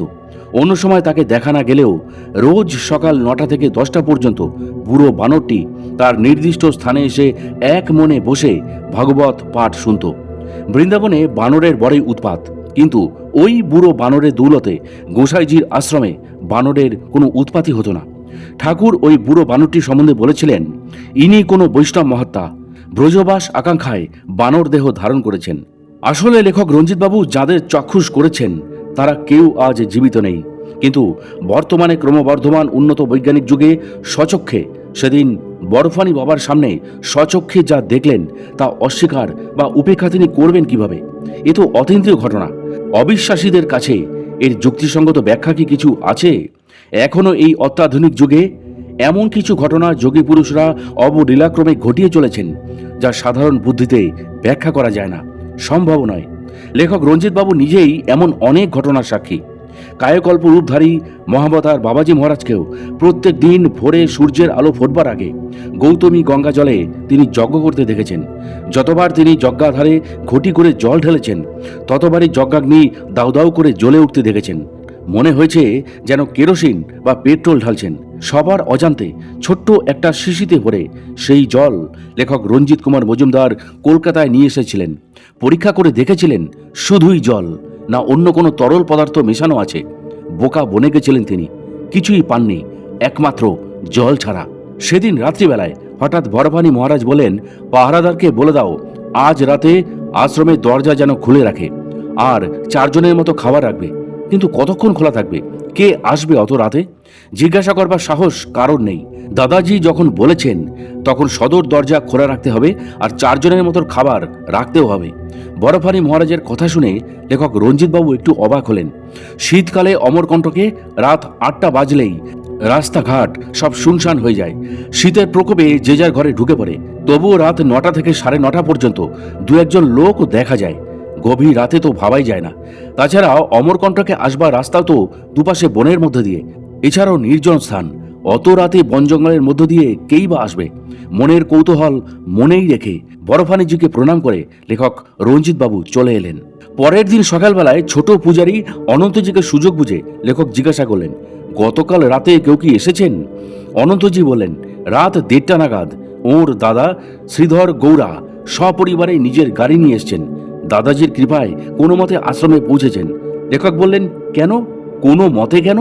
লেখকের প্রশ্নের জবাবে অনন্তজি বলেন, রাস্তার জঙ্গলের মধ্যে দাদার গাড়ির সামনের চাকা গরমে ফেটে গিয়ে রবারের টিউব গলে দুমড়ে মুচড়ে টায়ারের সঙ্গে লেপটে গিয়েছিল। মাঝ রাস্তাতেই গাড়ি বিকল হয়ে গিয়েছিল, চলছিল না। শেষে দাদা গুরুজির নাম স্মরণ করে ড্রাইভারকে সরিয়ে নিজেই চালিয়ে ওই অবস্থায় কোনো মতে অত রাতে আশ্রমে এসেছেন।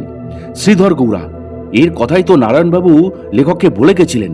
দাদাজির বিষয়ে যা জানার বা দাদাজিকে একান্তে লেখকের যা কিছু প্রশ্ন করবার ব্যবস্থা তো উনিই করে দেবেন বলে নারায়ণবাবু বলেছিলেন। তাই অনন্তজিকে লেখক বললেন ওর দাদার সাথে পরিচয় করিয়ে দিতে। অনন্তজি দূর থেকে মূল আশ্রমে লাল কাপড় পরা ৪৫ থেকে ৪৬ বছরের একজনকে দেখিয়ে দিলেন।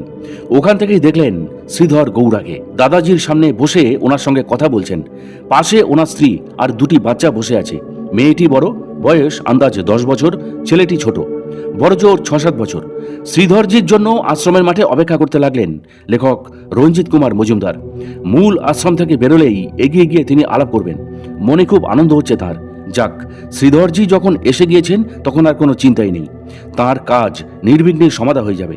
৩০-৪০ মিনিট বাদে শ্রীধরজি আশ্রম প্রাঙ্গণে এলেন। লেখক রঞ্জিতবাবু এগিয়ে গিয়ে নিজের পরিচয় দিলেন। নারায়ণবাবুর কথাও তিনি বললেন।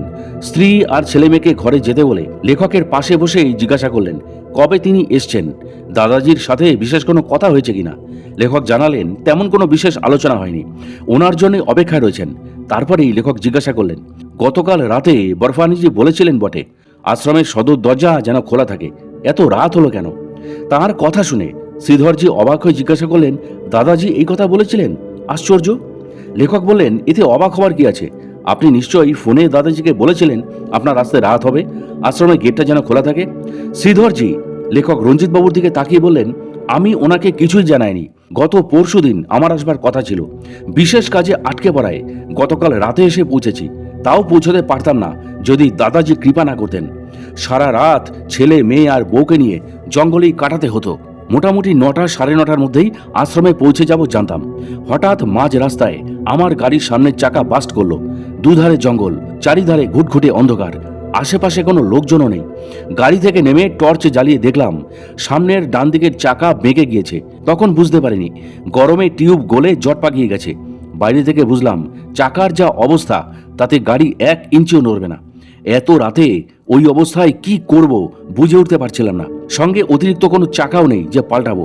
তাই হাল ছেড়ে দিয়ে গুরুজিকেই মনে মনে ডাকতে লাগলাম। বাচ্চা দুটো এর মধ্যে ঘুমিয়ে পড়েছে, স্ত্রী ভয়ে কাঁদতে শুরু করেছে। আমার মনের অবস্থাও শোচনীয়, কিন্তু মুখে তা প্রকাশ করতে পারছি না স্ত্রীর মানসিক অবস্থা চিন্তা করে। চুপ করে বসে আছি। বেশ কিছুক্ষণ বাদে মনে হলো গুরুজি যেন বলছেন কোনো ভয় নেই, ড্রাইভারকে সরিয়ে তুই আস্তে আস্তে চালা, গাড়ি চলবে। মনে শক্তি পেলাম। ড্রাইভারকে পাশে বসিয়ে আমি স্টিয়ারিং ধরলাম। গুরুজির নাম করে স্টার্ট দিলাম। গাড়ি অদ্ভুতভাবে চলতে শুরু করলো। ধীরে ধীরে বাকি পথটাও চালিয়ে রাত প্রায় ১:৩০ নাগাদ আশ্রমে পৌঁছে দেখি আশ্রমের সদর দরজা খোলা। এক মনে শ্রীধরজির কথা লেখক রঞ্জিতবাবু শুনছিলেন। তখনও তার অবাক হওয়ার পালা শেষ হয়নি। উনি রঞ্জিতবাবুকে সোজা ওনার মারুতি গাড়িটার কাছে নিয়ে গেলেন। ওনার ড্রাইভার ততক্ষণে চাকাটা খুলে দলা পাকানো টিউবটা বের করে রেখেছে। চাকা আর টিউবের অবস্থা দেখে লেখক রঞ্জিতবাবু একেবারে বাক্যহীন হয়ে গেলেন। টিউবটা প্রায় একটা রাবারের বলের আকার নিয়েছে। এই অবস্থায় শ্রীধরজি কি করে যে এতটা পথ গাড়ি চালিয়ে এলেন তা রঞ্জিতবাবুর মাথায় ঢুকলো না। কিছুক্ষণ ওইখানে দাঁড়িয়ে রইলেন আর ভাবতে লাগলেন এও কি করে সম্ভব। মন বলল সদ্গুরুর কৃপায় সবই সম্ভব। শ্রীধরজিকে বিকেলবেলায় কথা হবে বলে লেখক রঞ্জিতবাবু সেদিন চলে এলেন। ঘরে এসে ভাবছিলেন শ্রীধরজির গতকাল রাতের ঘটনাটার কথা। একে তো কাকতালীয় ঘটনা বলা যাবে না, আবার তাদের নব্যধারার শিক্ষিত বিজ্ঞান মনস্ক ব্যক্তিদেরও বোঝানো যাবে না। তারা অলীক, কল্পনা, মন গড়া, গাঁজাখুরি এইসব কথা বলে কাহিনীটা উড়িয়ে দেবেন। এটাও লেখক বুঝতে পারলেন বিজ্ঞান যতই উন্নত হচ্ছে ততই আমাদের মধ্যে তামসিক বৃদ্ধি পাচ্ছে। দুপুর ২টো নাগাদ শ্রীধর গৌড়া লেখকদের ঘরে এসে হাজির। আড্ডার মেজাজে লেখকের বিছানায় বসে জানতে চাইলেন তিনি দাদাজির খবর কি করে পেলেন, কায়কল্পধারী মহাবতার বাবাজি মহারাজের সন্ধান কি করে পেলেন। দাদাজিকে দেওয়া লেখকের বইটা গৌরাজি দেখেছেন। একটা বই চাইলেন। লেখক জিজ্ঞাসা করলেন গৌরাজি কি বাংলা পড়তে পারেন? উত্তরে তিনি বললেন পড়তে পারেন না, তবে তাদের অফিসে বেশ কিছু বাঙালি আছেন, তাদের দিয়ে পড়িয়ে নেবেন। লেখক বললেন কলকাতায় ফিরে তাকে একটা বই পাঠিয়ে দেবেন। তারপরেই তিনি লেখককে প্রশ্ন করলেন দাদাজির সম্বন্ধে তিনি কতটা জানতে পেরেছেন। লেখক বললেন এখানকার উপস্থিত ভক্ত শিষ্যদের থেকে যতটা জানার ঠিক ততটাই তিনি জেনেছেন। আসলে তিনি গৌরাজির জন্যই অধীর আগ্রহে অপেক্ষা করছেন, তার সাহায্যে দাদাজির সঙ্গে একান্তভাবে বসবার আশায়। লেখক রঞ্জিতবাবুর কথা মন দিয়ে শুনে গৌরাজি বললেন তিনি একটিমাত্র কারণেই তার জন্য সাধ্যমতো চেষ্টা করবেন। আর সেই কারণটা হলো লেখক হয়তো জানেন না দাদাজি মহারাজ তার গুরুর কৃপায় মহাবতার বাবাজি মহারাজের সান্নিধ্য পেয়েছেন। প্রায় ৪৫ বছর বাবাজি মহারাজের তত্ত্বাবধানে তাকে কঠোর তপস্যা করতে হয়েছিল। তাই রঞ্জিত বাবুর লেখা বইটি তিনি অত ভক্তির সাথে 2 দিন সারাক্ষণ নিজের কাছে যত্ন করে রেখেছিলেন। তার মুখেই গৌরাজিরা শুনেছিলেন তার সাথে বাবাজি মহারাজের এখনো যোগাযোগ আছে। লাহিড়ী মশাই অর্থাৎ যোগীরাজ শ্যামাচরণ লাহিড়ীর সঙ্গে বরফানিজির এখনো নাকি কথা হয়। লাহিড়ী মশাই এই আশ্রমেও এসেছেন, এমনকি অশ্বত্থামাও এখানে আসেন। বরফানি মহারাজ তাদের কয়েকজনকে এইসব গুপ্ত কথা বলেছেন। তাই গৌরাজিদের কাছে দাদাজি মহারাজ স্বয়ং ভগবান, অবতারও বলা যায়। তিনি অন্তর্যামী মহাপুরুষ। অমরকণ্টকে এসে বরফানি দাদাজি মহারাজ সম্পর্কে লেখক রঞ্জিত কুমার মজুমদার নানা রকম অলৌকিক ঘটনা শুনেছেন।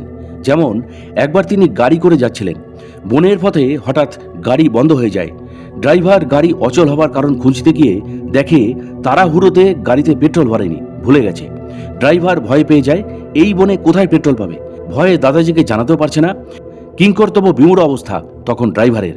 দাদাজি মহারাজ গাড়িতে বসে চুপ করে সবকিছু দেখছেন। কিছুক্ষণ বাদে ড্রাইভারকে নিজে জিজ্ঞাসা করলেন, গাড়িতে তেল নেই? বেচারা ড্রাইভার ভয় ভয় উত্তর দিল, হ্যাঁ মহারাজ, গলতি হয়ে গেছে। দাদাজি জিজ্ঞাসা করলেন, গাড়িতে বড় ডিব্বা আছে? ড্রাইভার অবাক হয়ে জানালো, আছে। দাদাজি তখন বললেন, এক কাজ করো, আশেপাশে খুঁজে দেখো কোনো নালা বা পুকুর পাও কিনা। একটু এগোলে একটা পুকুর পেলেও পেতে পারো। সেখান থেকে ডিব্বা ভরে জল নিয়ে তেলের ট্যাঙ্কে ঢালো। দাদাজির এহেন অদ্ভুত কথা শুনে ড্রাইভার মনে মনে অবাক হলেও মুখে কিছু না বলে একটা বড় জারিক্যান নিয়ে জলের সন্ধানে বেরিয়ে পড়ে। কিছুক্ষণ বাদে জারিক্যান ভর্তি জল এনে তেলের ট্যাঙ্কে ঢেলে দেয়। এবার দাদাজি ড্রাইভারকে বললেন, জায়গাটা চিনে রাখো, যতখানি জল ট্যাঙ্কিতে ভরেছ ফেরার পথে ঠিক ততখানি পেট্রোল যেখান থেকে জল এনেছো সেখানে ঢেলে দেবে। এই কথাটা ভুলো না। নাও এবার গাড়ি চালাও। ড্রাইভার দাদাজির কথা মতো গাড়িতে স্টার্ট দিল। গাড়ি চলতে শুরু করলো। ড্রাইভার তো হতভম্ব। এই ঘটনাটা বরফানি দাদাজি মহারাজের সেই ড্রাইভার সোনি ভাইয়ের মুখ থেকে লেখক রঞ্জিত কুমার মজুমদার শুনেছিলেন। এখানে এসেই আগে ভাগে রঞ্জিতবাবু সোনি ভাইয়ের সাথে ভাব জমি নিয়েছিলেন, কারণ সোনি ভাই বরফানি মহারাজের একমাত্র সারথি, যে তাকে গত 20 বছর ধরে খুব কাছ থেকে দেখেছে। বরফানি দাদাজির বিষয়ে সে অনেক কিছুই জানে। সাধারণত ড্রাইভাররা মালিকের খুব কাছের লোক হয়। এদের সাথে একান্তে মিশতে পারলে যেমন মালিকের সম্বন্ধে অনেক কিছু জানা যায়, তেমনি এদের মাধ্যমে অনেক বার্তাও সরাসরি পাঠানো যায়। সোনি ভাইকে রঞ্জিতবাবু দারুক ভাই বলে ডাকতেন। কেন ওকে দারুক নামে ডাকতেন তাও ওকে বলেছিলেন। দারুক হলেন ভগবান শ্রীকৃষ্ণের প্রিয় সারথি। লেখকের দেওয়া নতুন নামটা সোনি ভাইয়ের খুব ভালো লেগেছিল।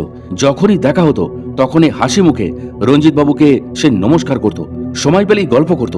ড্রাইভারদের তো এত খাতির কেউ খুব একটা করে না। লেখক তার চাকরি জীবনের এই গুহ্য বিদ্যাটা রপ্ত করে অনেক উপকার পেয়েছেন। এইখানে এসে বিদ্যাটি সোনি ভাইয়ের ওপর প্রয়োগ করেও অনেক ফল তিনি পেয়েছেন। কায়ে কল্পধারী বাবাজি মহারাজ যদি জল দিয়ে যজ্ঞ করতে পারেন, তবে দাদাজি বা কেন জল দিয়ে গাড়িকে সচল করতে পারবেন না? ঐশী শক্তির ক্ষমতায় অনেক অসম্ভবই সম্ভব হয়।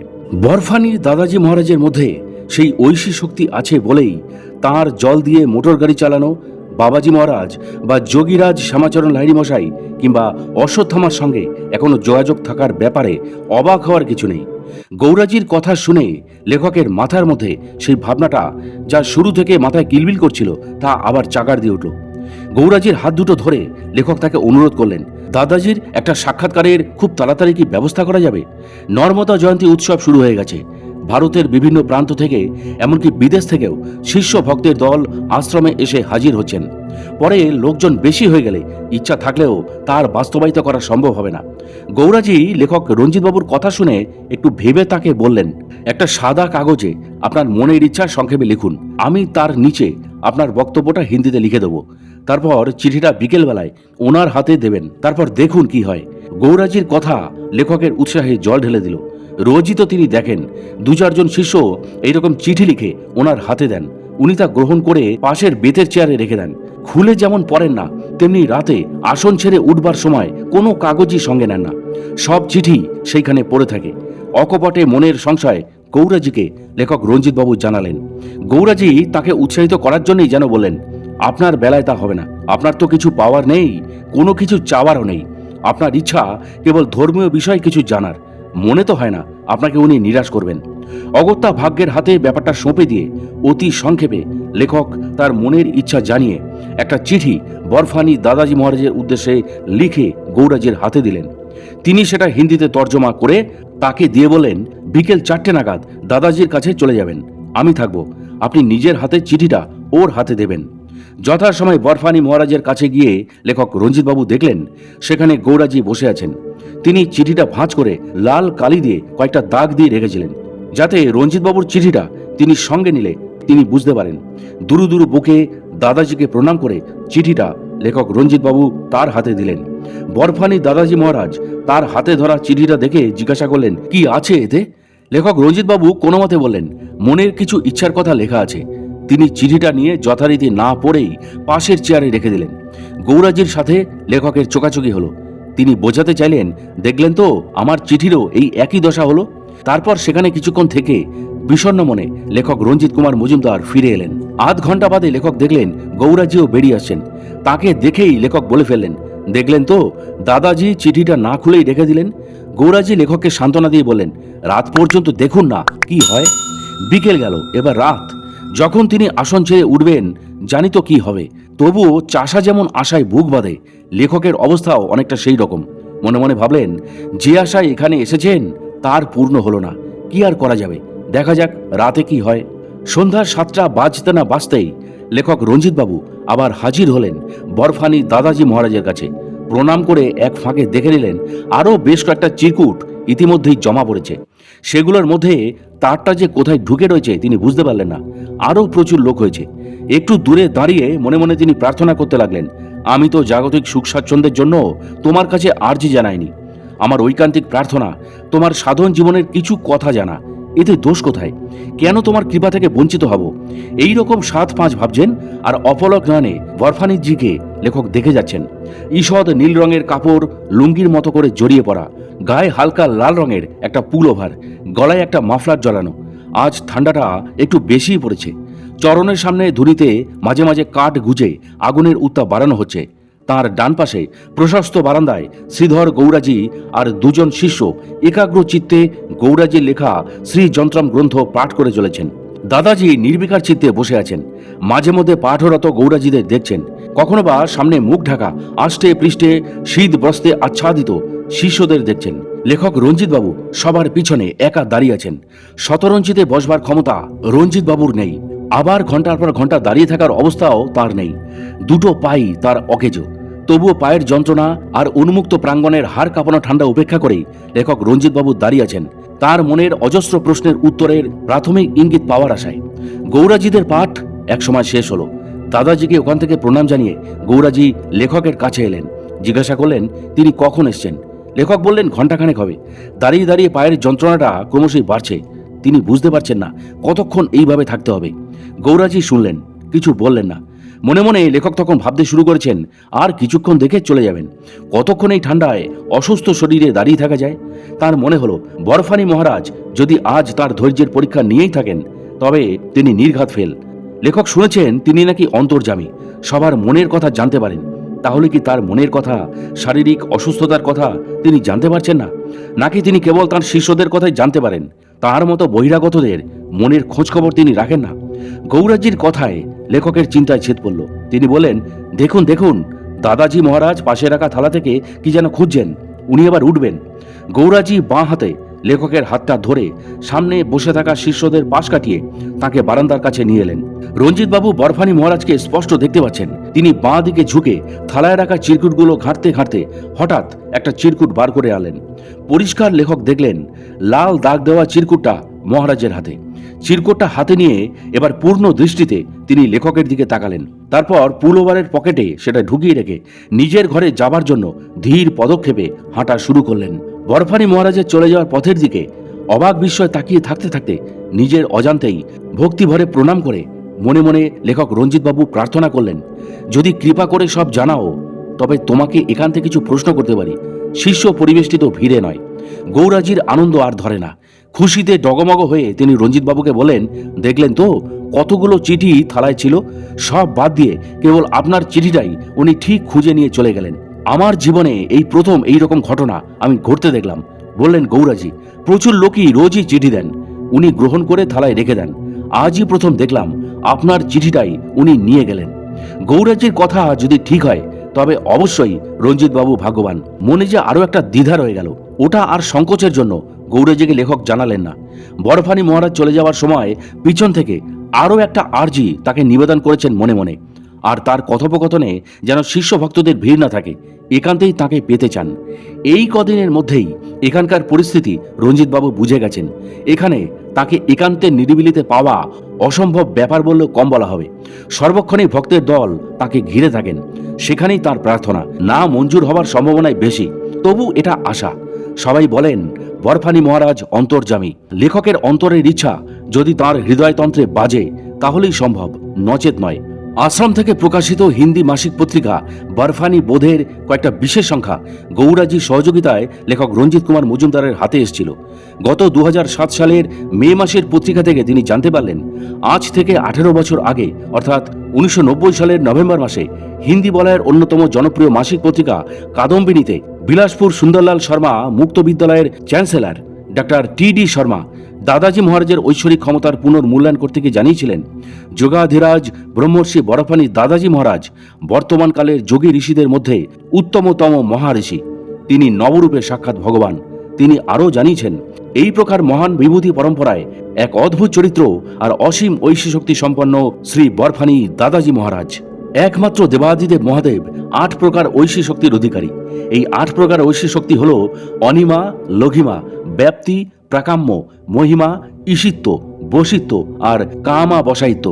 বরফানি মহারাজ কি সত্যি সত্যি এই 8 প্রকার ঐশী শক্তির অধিকারী? প্রশ্নটা লেখক করেছিলেন ডক্টর টি.ডি. শর্মাকে। প্রবীণ এবং প্রাজ্ঞ ব্যক্তি তিনি। তার উত্তরে তিনি জানিয়েছিলেন, বিগত 30 বছরের বেশি তিনি বরফানি দাদাজি মহারাজের সংস্পর্শে রয়েছেন, খুব কাছ থেকে তাকে দেখেছেন। দাদাজির সাথে যোগীরাজ শ্রী শ্রী শ্যামাচরণ লাহিড়ী মশাইয়ের যে একটা সূক্ষ্ম যোগাযোগ আছে তাও তিনি জানতেন, অনুভবও করেছেন। তাঁর এই দুর্লভ অনুভূতি প্রকাশ পেয়েছে তার লেখার মধ্যে। যোগীরাজের মতো একজন উচ্চকোটি মহাপুরুষের সান্নিধ্য পাওয়া তো কম বড় কথা নয়। ডক্টর শর্মা আরও জানিয়েছিলেন, দাদাজি সম্পর্কে তার মনে প্রথম হাজারো প্রশ্ন জেগেছে। বলেছেন, প্রশ্ন জাগাও যত সহজ তার চাইতে ঢের বেশি কঠিন তার যথাযথ উত্তর পাওয়া। ডক্টর শর্মা রঞ্জিতবাবুকে বলেছিলেন, বাংলাদেশের মানুষ হয়তো বরফানি দাদাজি সম্বন্ধে বিশেষ কিছু জানেন না, এমন একজন মহাঋষির নামই হয়তো তারা কোনোদিন শোনেননি। এতে কোনো অস্বাভাবিকতা নেই, তার নাম হাতে কিন্তু কোনো ছেদ পড়েনি। তার নীরব সাধনা জীবনে এসব কোনো কিছুই প্রতিফলিত হয়নি। লেখক জিজ্ঞাসা করেছিলেন ডক্টর শর্মাকে, তিনি আর কতদিন এই ধরাধামে বিচরণ করবেন? উত্তরে ডক্টর শর্মা বলেছিলেন, তার মনেও এই প্রশ্ন জেগেছিল, কিন্তু জিজ্ঞাসা করেননি। মনে হয়েছে মানব কল্যাণের জন্য যতদিন মহারাজের থাকা দরকার তিনি মনে করবেন, ততদিনই তিনি থাকবেন। যখন বুঝবেন তার অভীষ্ট পূর্ণ হয়েছে তখন তিনি দেহটা নিজে থেকেই ছেড়ে দেবেন। উচ্চকোটির মহাপুরুষরা তাদের নশ্বর দেহটা ত্যাগ করবার আগে আভাসে ইঙ্গিতে শিষ্য ভক্তদের সজাগ করে দেন।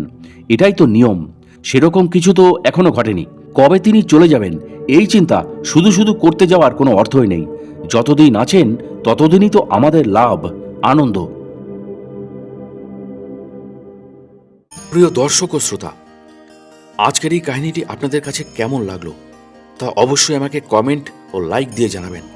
এবং এই ধরনের কাহিনী নিয়মিত যদি পেতে চান তবে অবশ্যই আমাদের সাধক অলৌকিক রহস্য ইউটিউব চ্যানেলটি একটুও মনে দ্বিধা না রেখে বা সময় নষ্ট না করে এখনই সাবস্ক্রাইব করে ফেলুন এবং পাশের বেল আইকনটিও অল করে দিতে ভুলবেন না। তাহলে আজকের মতো বিদায় নিচ্ছি। খুব শীঘ্রই ফিরে আসছি কোনো মহাত্মা যোগী পুরুষের অলৌকিক জীবন কথাকে নিয়ে।